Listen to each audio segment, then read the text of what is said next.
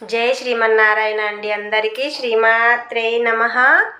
ఈరోజు లలితా సహస్రనామంలోని మనం 11వ శ్లోకాన్ని చదువుకోబోతున్నామండి.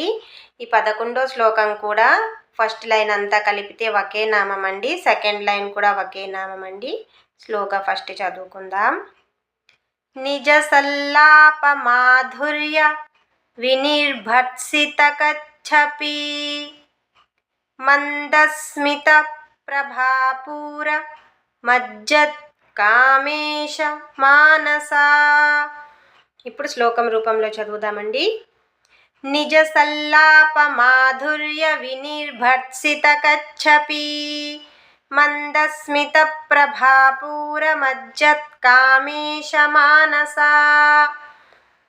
ఇప్పుడు దీంట్లో మనము ఫస్ట్ లైన్లో సహజంగా చేసే తప్పులు ఏంటంటే నిజ సల్లాప మాధుర్య అంటామండి, అక్కడ దీర్ఘం వస్తుంది, అక్కడ చూసుకోండి.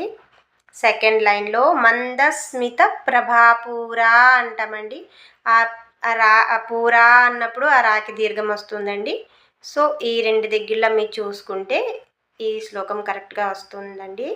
ఈ శ్లోకంకి సంబంధించి మీకు ఏ డౌట్ అయినా కామెంట్స్లో అడగండి, నేను తప్పకుండా చెప్తానండి.